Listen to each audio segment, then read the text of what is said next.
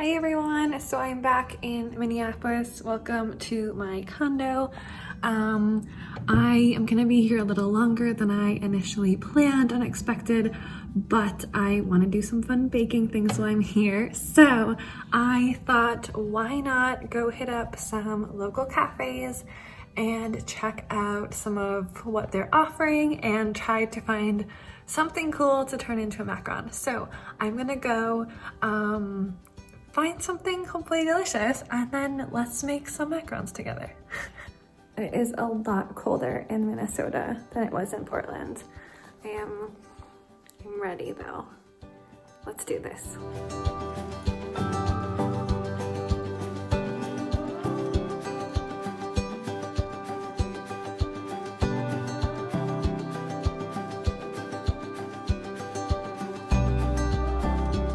Ceres is located really close to my parents' house in Minneapolis, and I really love that they so seamlessly merge French, American, and Turkish flavors to create some really classic but also new flavors and techniques for both their pastries and savory food. It is a space I love to hang out in pre-pandemic times, but for now I'm gonna take everything to go. So let's go home and taste these.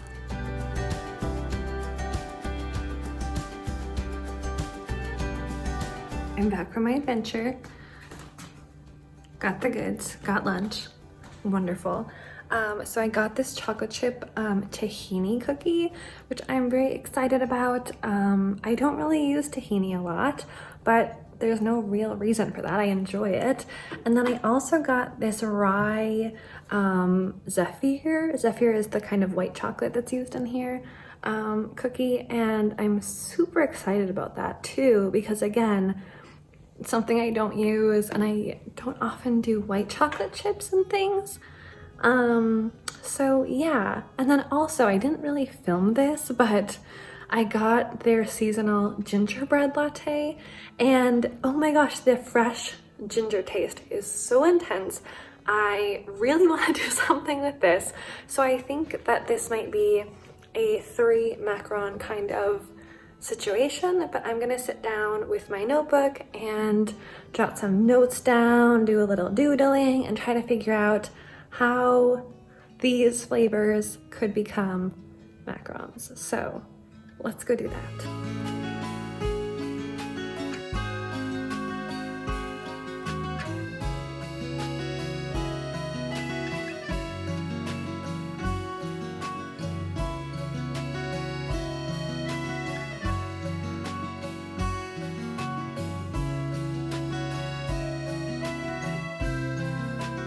Whenever I am using something as inspiration for creating a new flavor, macaron, or any other pastry, I really like to first go through, make a tiny little sketch of whatever it is that I'm eating, and write down all of the flavor notes and elements in the original product. That way, as I start brainstorming and spitballing and seeing what can I create, I can always go back to refer to those first impressions. So as I take the first bites of the chocolate chip tahini cookie and that Zephyr Rye cookie, I'm just going to note down all of the key things that I'm noticing: flavor, texture, level of sweetness, and if I have any ideas right away, what I might want to do to transform this into a macaron.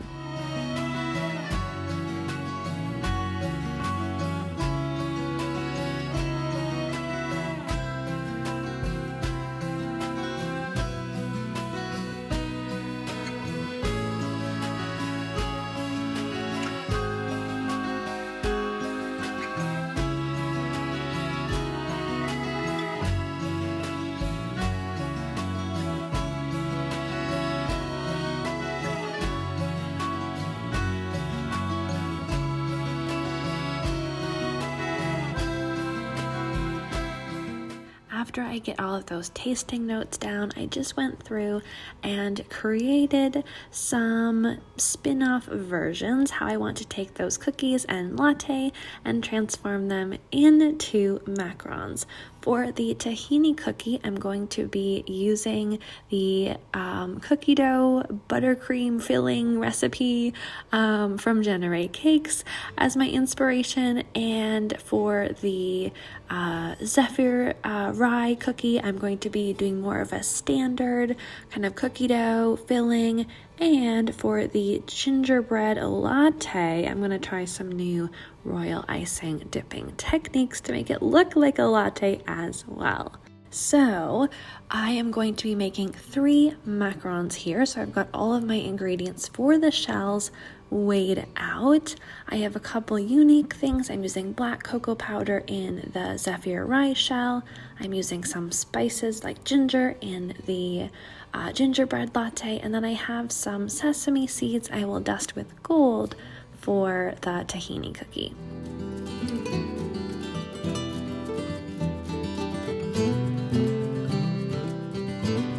I am starting off with the Zephyr Rye macaron cookie situation. As I mentioned, I have some black cocoa powder. I'm not using anything else to color these shells. I thought it would be super interesting. Usually when I use cocoa powder to flavor and or color my shells, I just use regular old cocoa powder, which has a really nice light brown color.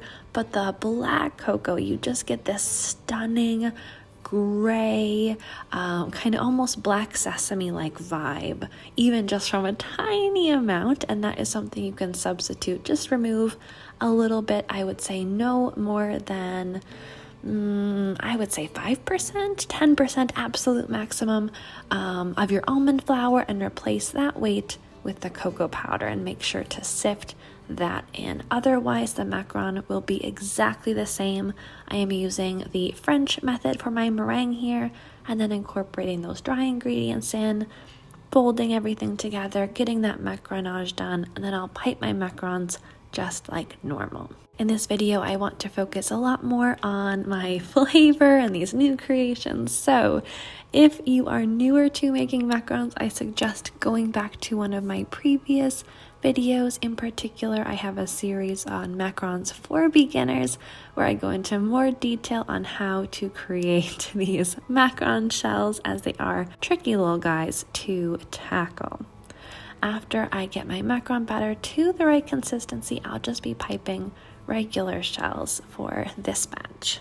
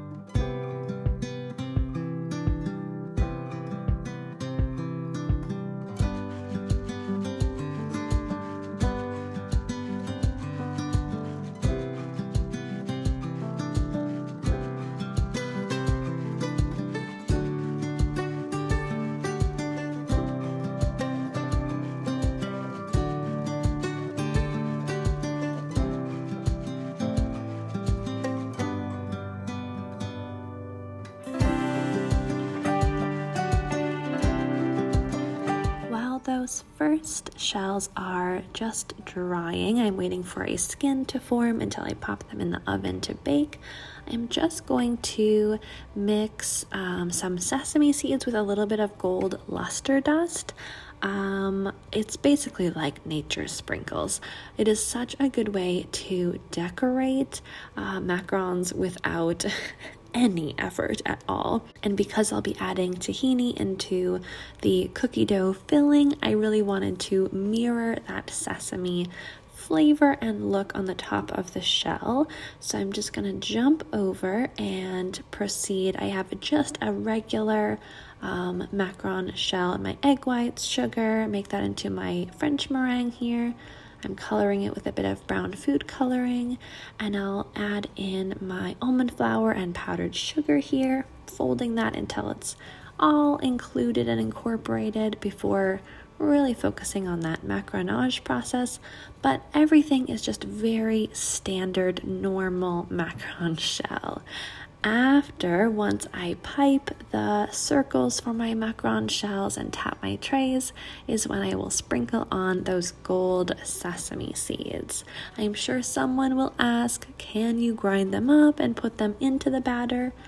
Yes, you can. I love using black sesame powder in macaron shells when I'm using that as a flavoring. I have never used just regular sesame seeds in my macaron batter before, but you absolutely could if you wanted to grind those up in your almond flour. Definitely you could for that extra punch of flavor.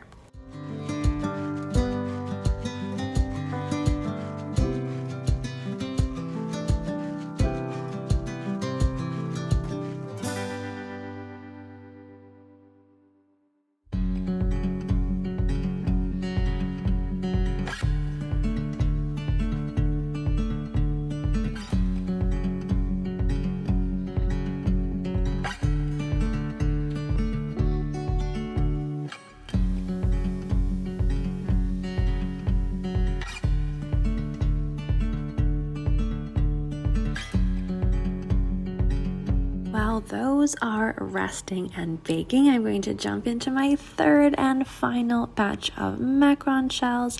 This one, I have some ginger in that almond flour powdered sugar mixture, and I have a brown colored French meringue here using my egg whites and sugar. And I'm going to go through that same exact process, and once I reach that ribbon consistency with my macaron batter, I am going to pipe once again just regular circle shells with this batter. I am going to be doing a little bit of decoration on my black cocoa shells and much more extravagant decoration on these shells. So I don't want to do anything crazy because really the key element for all of these is that flavor. And then I'm kind of going from a very simple with the sesame seeds to this one, a dipped royal icing, much more intricate design element, but nothing shaped or crazy. And trust me, all very doable in your home kitchen. So after I get this tray piped, I will just tap the bottom to release any air bubbles and smooth out the tops of the shells. Rest those at room temperature, get them baked, and after everything is baked and cooled, I'll match up my shells and get started on the fillings. Each of the macarons is going to have a cookie dough element to it, though they will all be slightly different. The gingerbread latte one that you see here will have crystallized candied ginger, a bunch of spices in it. The rye Zephyr cookie will have rye flour, you'll have black cocoa powder, white chocolate chips, and then the tahini will be a different style, much fluffier. I'm going to pipe that in more like it's a buttercream. So 3 very different styles, even though they're all cookie dough fillings. With any edible cookie dough, I say that because I'm not using any eggs. This does not have to be baked. It is something that is very okay to eat raw all of the flour, both regular and the rye flour. I did heat treat in my oven before making any of this, and that is just the safest way to go, just to protect you and any of your customers so you're not consuming raw flour.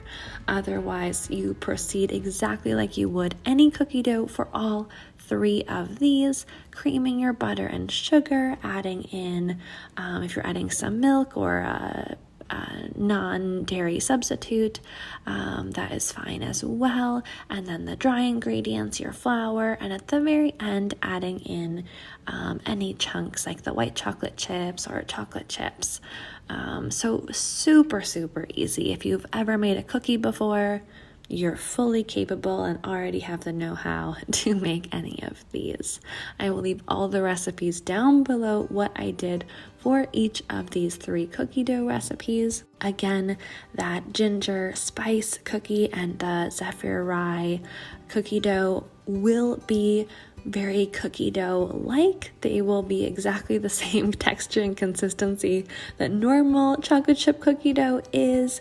But this last one, the tahini cookie dough, because I want to pipe it, it has a higher butter content, and the tahini also, it's just going to end up being much softer and fluffier, so that it is pipeable and it matures properly once it is in the macaron.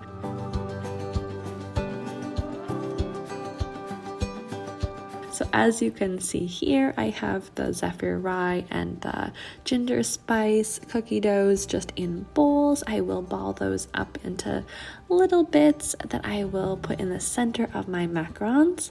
And then the tahini chocolate chip cookie dough I have in a sturdy piping bag with a piping tip. And because I don't want that to firm up at all, I want to pipe it right away. I'm going to start by filling my tahini chocolate chip cookie dough macarons, and then I'll get those sandwiched and into my refrigerator while I start working on the others.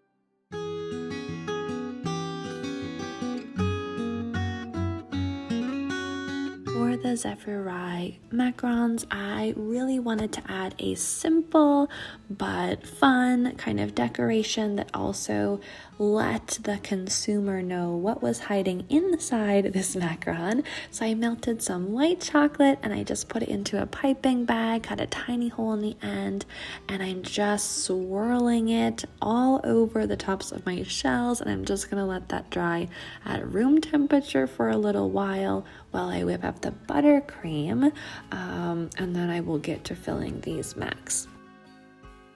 Again, I wanted to stay really true to the flavors and textures and colors of this cookie in the buttercream. So I started with a base of vanilla buttercream, and I added a little bit of melted white chocolate and some black cocoa powder again, and a little bit of extra vanilla.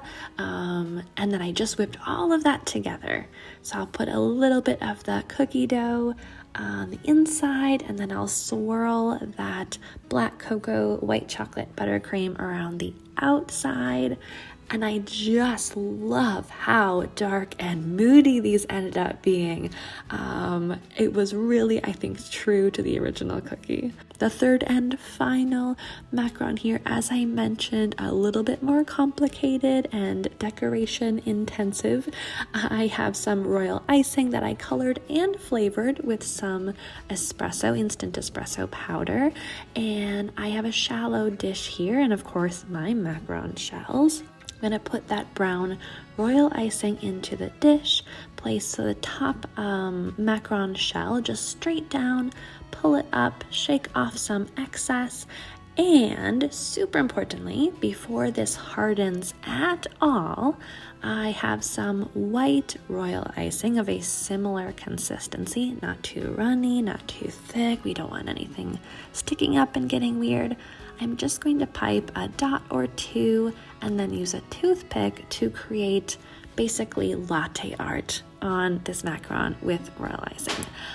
The first couple that I did, it was my first ever attempt, and they kind of look like butts strung together. Sorry about that. But it gets better, I promise. I learned that I preferred doing two little hearts, either one little one and one a little bit bigger, or off to the side, kind of going around, but the sky's the limit, and depending on how good your actual latte art skills are or how good your royal icing latte art skills are, you could go in a lot of different directions with this decoration.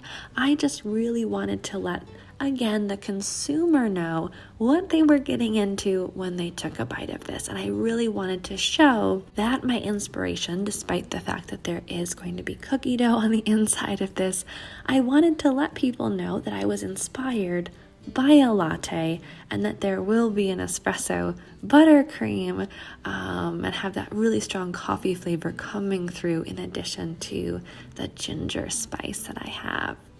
So I'm just going to finish all of these shells, getting that royal icing again, dipping the top shell and then piping the white decoration using toothpicks to create those heart designs.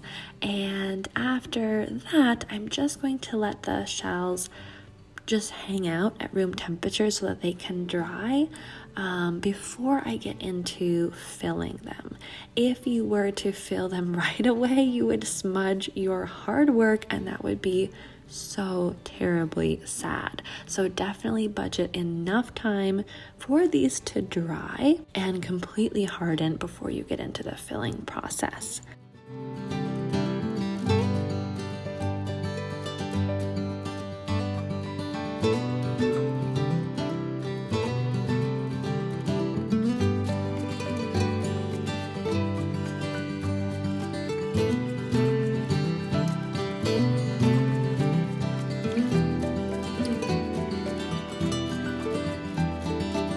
It is a great time to then make your buttercream, and for the buttercream I decided to make I used again just a base of a vanilla Italian meringue buttercream, and I added some molasses and then espresso. I have an espresso machine, so I'm just going to be using that. And I really wanted to add the molasses in there because it was supposed to be gingerbread. It wasn't just ginger, even though the ginger truly was a really strong, amazing flavor.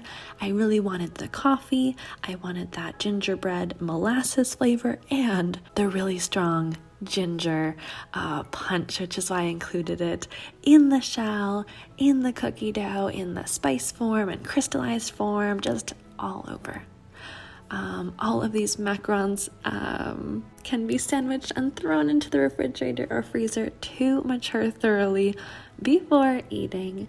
I really hope you enjoyed this little peek at how I created 3 different macarons from my experience going to Ceres Cafe here in Minneapolis.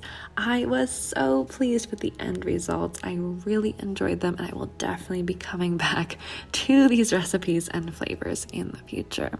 Thanks so much for watching. I hope you have a wonderful day. See you next time. Bye!